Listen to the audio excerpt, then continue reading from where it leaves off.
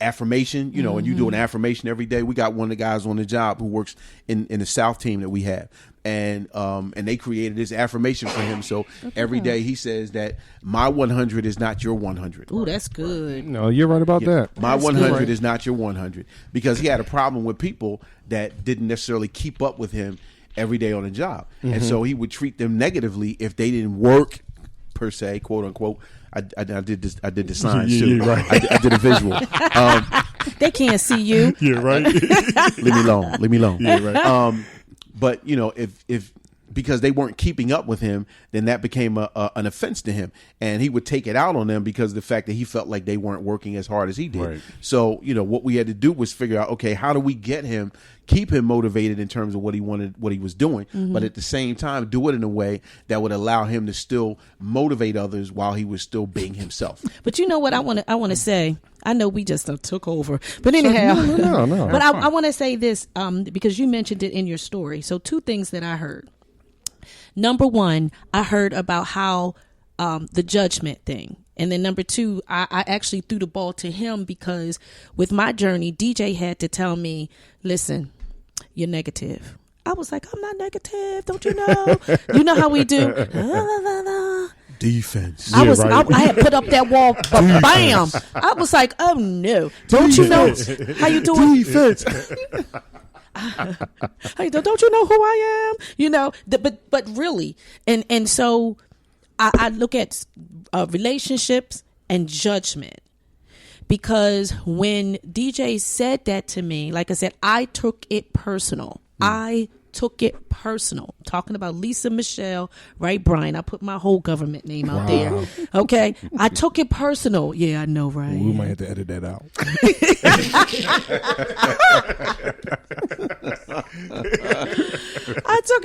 I took it personal.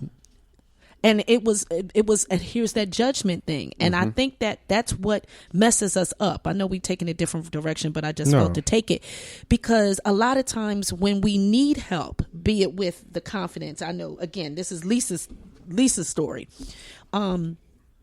I couldn't receive it because I was judging him. I was like, no, right. he's judging me. He's coming at my neck. He's telling me that I'm not enough. I know that's deep. He and I've been together. What? Go ahead. No. Well, I was going to say. I'm gonna tell you. I'm listening to you, but was that before or after we did Primerica?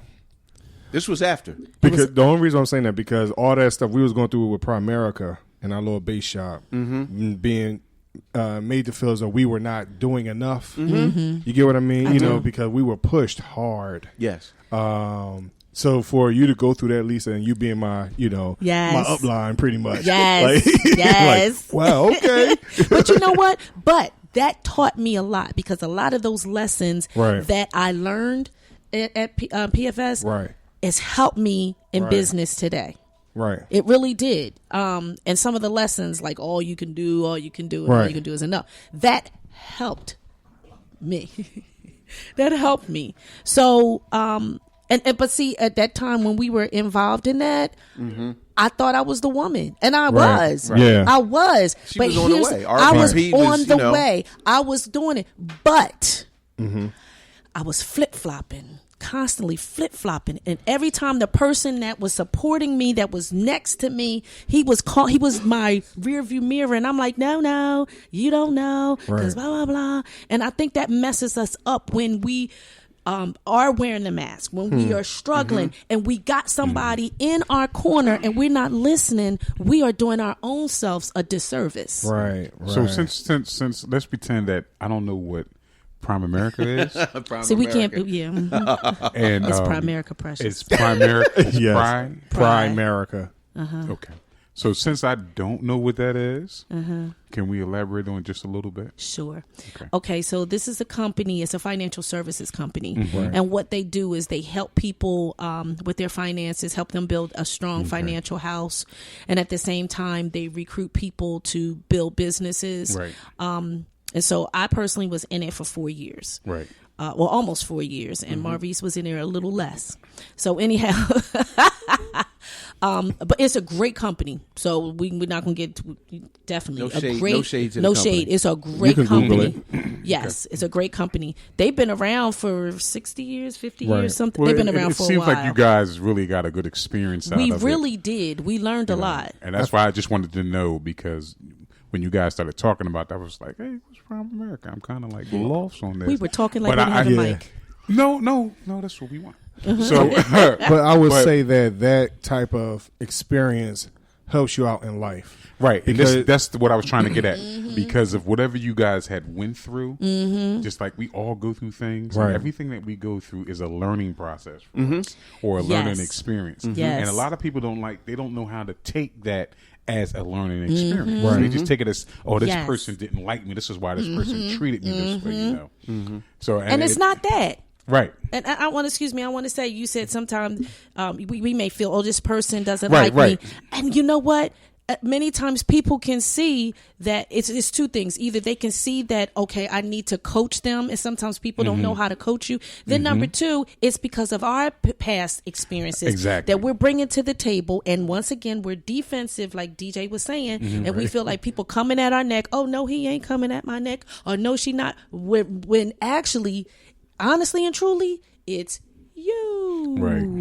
You know, it's us. We need to look in the mirror and say, man. And I think that's one of the biggest challenges that we face on the regular is, again, looking at ourselves, being comfortable with who we are, and not allowing the circumstances that we experience to drive us into a different lane than we need to be Right. in. It's almost like if somebody cuts you off on the highway, right? Right. You got a choice about how you manage that situation, right? You can back off, okay?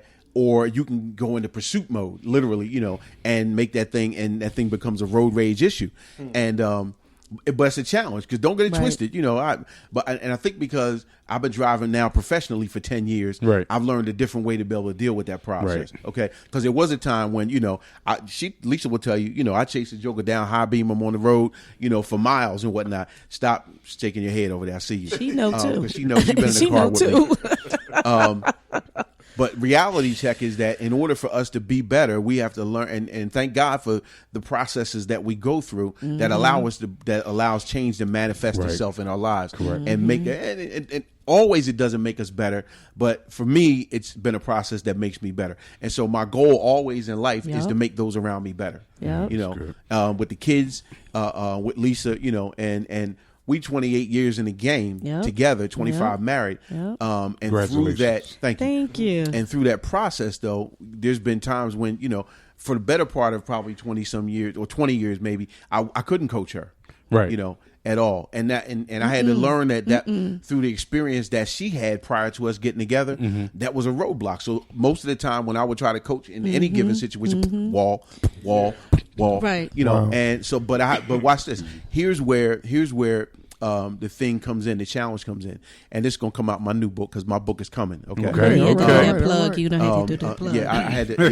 Yeah, shameless plug. But I had to do that, and I stopped. Put my books down because I had to help. You know, I edited her book in cool. order for her to get that book done. Okay. So I put mine on hold. But in one of the books that I'm doing is called C3 or C cubed. Okay, and that's commitment, consistency, and communication. And so you meld the three of them together, and I don't care what you do in life, you can be successful.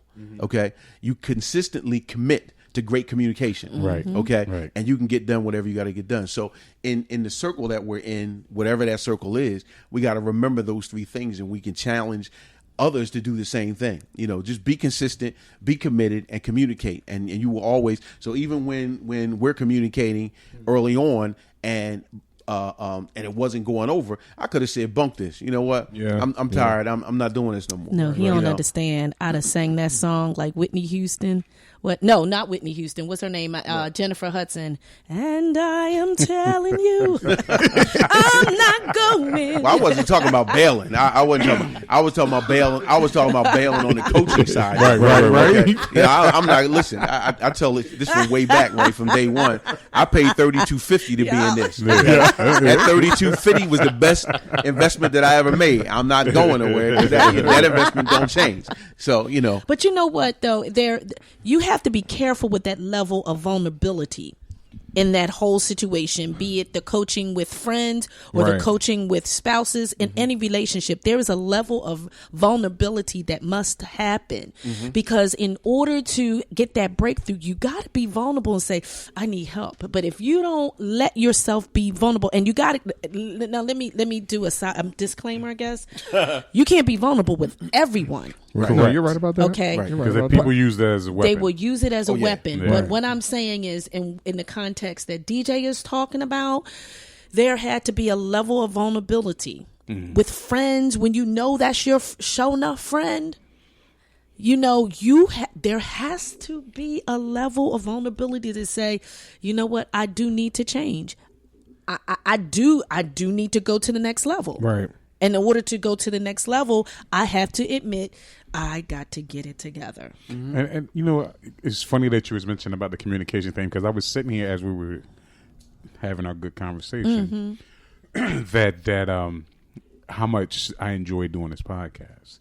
How much that when you hear a conversation, how relatable the conversation can be to you. You know, because everything that we're discussing tonight, this evening in the morning, I keep forgetting. My days and time, everything runs together. That's all right. But everything that we discuss, we can be related to. We can be. It's relatable to us. You know, just like when you was talking about with the addiction. I've been through addiction problems. Okay. I've been through marital issues.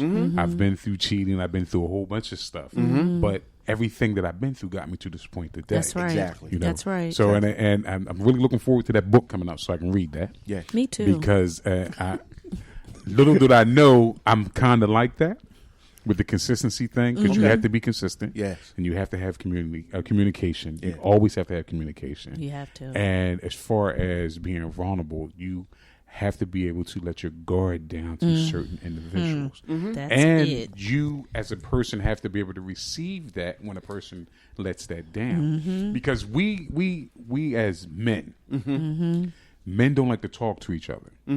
You know, we like to talk sports, we like to talk food, we like to talk beer, you know, we like to talk about women. But when it comes to, yo, man, I'm hurting.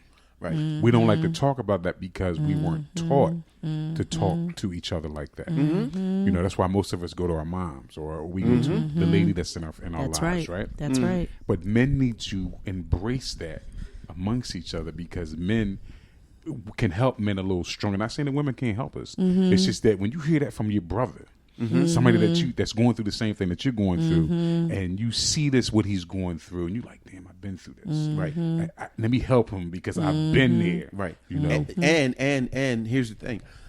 One of the things that we need to look for in those processes is a level of, doesn't always have to be great, right, but a level of success. Yeah. Right. Okay. Because when you go through something, right, there is a success that goes along with that. Exactly. You may not necessarily see it up front.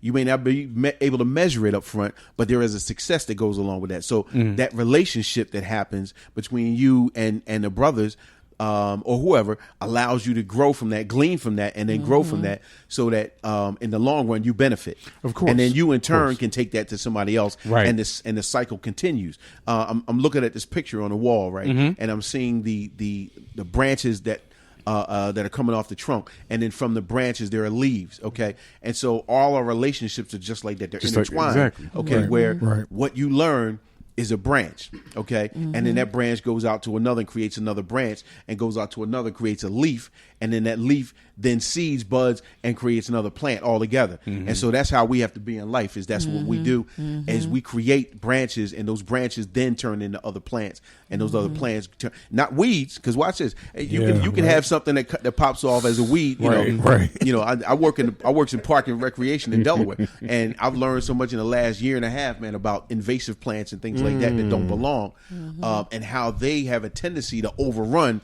the native plants in there. So this happens to us in life, where the negative things end up overrunning the positive things, and we lose out on opportunities because we let them be the things that guide us. So what we have to learn how to do is, through those 3 C's, is learn how to challenge that and channel that, so that those things, the negative things, we can weed out while we're traveling through, so that at the end of the day we're able to talk about, yeah, I did that.